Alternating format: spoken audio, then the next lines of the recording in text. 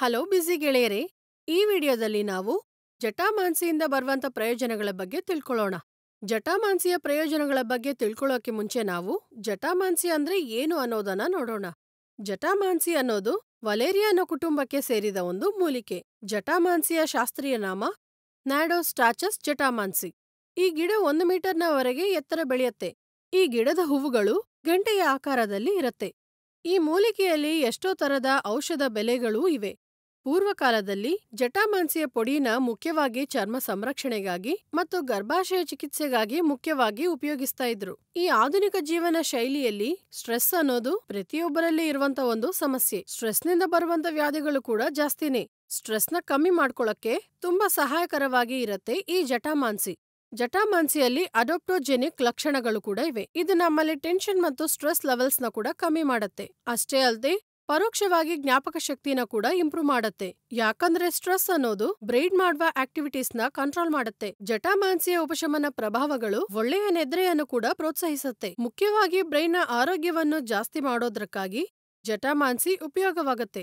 ಯಾಕಂದ್ರೆ ಇದರಲ್ಲಿ free radicals ಜೊತೆ ಫೈಟ್ ಮಾಡೋ ಮತ್ತು ಆಕ್ಸೀಕರಣ ಸ್ಟ್ರೆಸ್ ನಿಂದ ಬ್ರೈನ್ ನ ಕಣಗಳನ್ನು ಕಾಪಾಡೋಕೆ ಆಂಟಿ ಆಕ್ಸಿಡೆಂಟ್ಸ್ ನ ಲಕ್ಷಣ ಕೂಡ ಇರುತ್ತೆ. ಮತ್ತು ಇದರಲ್ಲಿ ಇರುವ ಆಂಟಿ ಇನ್ಫ್ಲಮೇಟರಿ ಲಕ್ಷಣಗಳು ಬ್ರೈನ್ ನಲ್ಲಿ ಇನ್ಫ್ಲಮೇಷನ್ ನ ಕಮ್ಮಿ ಮಾಡೋಕೆ ಸಹಾಯ ಮಾಡುತ್ತೆ. ಅದರಿಂದ ಜ್ಞಾಪಕ ಶಕ್ತಿಯ ಜೊತೆ ಬ್ರೈನ್ ನ ಆಕ್ಟಿವಿಟೀಸ್ ಕೂಡ ಫಾಸ್ಟ್ ಆಗುತ್ತೆ. ಜಟಾಮಾಂಸಿ ಮಾನಸಿಕ ಪರಿಸ್ಥಿತಿ ಚುರುಕಾಗೋಕೆ ಕೆಲ್ಸಕ್ ಬರೋ ತರ ಸಿರೋಟೋನಿನ್, ಡೋಪಮೈನ್ ಮತ್ತು ನೋಪೈನ್ ತರ ನ್ಯೂರೋ ಟ್ರಾನ್ಸ್ಮಿಟರ್ ನ ಬ್ಯಾಲೆನ್ಸ್ ಮಾಡೋಕೆ ಸಹಾಯ ಮಾಡುತ್ತೆ. ಫಲಿತವಾಗಿ ಮಾನಸಿಕ ಪರಿಸ್ಥಿತಿ ಶೈನ್ ಆಗುತ್ತೆ. ನಮ್ಮಲ್ಲಿ ಸುಮಾರು ಜನ ನಿದ್ರೆ ಬರ್ತಾ ಇಲ್ಲ ಅಂತ ಕಷ್ಟಪಡ್ತಾ ಇರ್ತಾರೆ.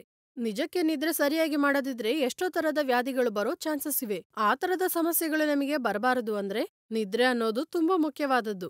ಮನಸ್ಸುಗಳನ್ನ ಶಾಂತಪಡಿಸೋದು ಮತ್ತು ಸ್ಟ್ರೆಸ್ನ ಕಮ್ಮಿ ಮಾಡೋದ್ರಿಂದ ಜಟಾಮಾಂಸಿ ನಿದ್ರೆಯ ಲಕ್ಷಣವನ್ನು ಇಂಪ್ರೂವ್ ಮಾಡೋಕೆ ತುಂಬಾ ಸಹಾಯ ಮಾಡುತ್ತೆ. ಫಲಿತವಾಗಿ ನಿದ್ರೆಯ ಸಮಸ್ಯೆ ದೂರವಾಗುತ್ತೆ. ಜಾಸ್ತಿ ಆಗ್ತಿರುವಂತ ಪೊಲ್ಯೂಷನ್ ಜೊತೆ ಅದರ ಪ್ರಭಾವ ಕೂಡ ಚರ್ಮದ ಮೇಲೆ ಬೀಳುವಂತ ಚಾನ್ಸಸ್ ಕೂಡ ಇವೆ. ಆ ತರದ ಚರ್ಮದ ಸಮಸ್ಯೆಗೆ ಚಿಕಿತ್ಸೆ ಕೂಡ ಜಟಾಮಾಂಸಿ ಉಪಯೋಗ ಪಡತ್ತೆ ಅಂತ ಅಧ್ಯಯನಗಳು ಹೇಳ್ತಾ ಇವೆ. ಮುಖ್ಯವಾಗಿ ಸೋರಿಯಾಸಿಸ್ ಸಮಸ್ಯೆ ಇರುವವರಿಗೆ ಕೂಡ ಇದು ತುಂಬಾ ಚೆನ್ನಾಗಿ ಕೆಲ್ಸಕ್ ಬರುತ್ತೆ. ಬ್ಯಾಕ್ಟೀರಿಯಾ ಇನ್ಫೆಕ್ಷನ್ ನಿಂದ ಕಲರಾ, ಫುಡ್ ಪಾಯ್ಸನಿಂಗ್, ಸೆಪ್ಟಿಕ್, ಧನುರ್ವಾತ ಈ ತರದ ಎಷ್ಟೋ ತರದ ಅನಾರೋಗ್ಯಗಳು ನಮಗೆ ಬರುವ ಚಾನ್ಸಸ್ ಇದೆ. ಈ ತರದ ಇನ್ಫೆಕ್ಷನ್ಸ್ ನ ಜಟಾಮಾಂಸಿ ನಿವಾರಿಸುತ್ತೆ. ಯಾಕಂದ್ರೆ ಜಟಾಮಾಂಸಿಯಲ್ಲಿ ಎಷ್ಟೋ ಪ್ರಭಾವವಂತವಾದ ಆಂಟಿ ಬ್ಯಾಕ್ಟೀರಿಯಲ್ ಲಕ್ಷಣಗಳು ಕೂಡ ಇವೆ. ಮುಖ್ಯವಾಗಿ ಇದು ಚರ್ಮದ ಮೇಲೆ ಮಾತ್ರನೇ ಕೆಲಸ ಮಾಡದೆ ಅದನ್ನ ಸ್ಟಾರ್ಟಿಂಗ್ ನಿಂದನೇ ಕಮ್ಮಿ ಮಾಡುತ್ತೆ. ಇದು ಮೂತ್ರಪಿಂಡ ಮತ್ತು ಮೂತ್ರನಾಳಗಳಲ್ಲಿ ಇರುವಂತ ಇನ್ಫೆಕ್ಷನ್ಸ್ ನ ತೊಲಗಿಸೋಕೆ ಕೂಡ ಉಪಯೋಗವಾಗುತ್ತೆ.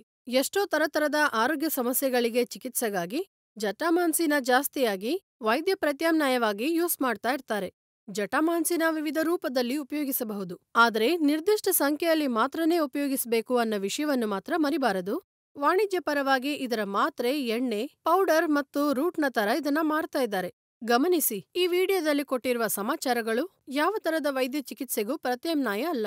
ಆಮೇಲೆ ನಿಮ್ ಆರೋಗ್ಯ ಪರಿಸ್ಥಿತಿ ಪ್ರಕಾರ ವೈದ್ಯರನ್ನ ಕೇಳ್ಕೊಂಡು ಈ ಸಲಹೆಗಳನ್ನ ಪಾಟಿಸಬೇಕು ಅನ್ನೋ ವಿಷಯವನ್ನು ಮರಿಬಾರದು.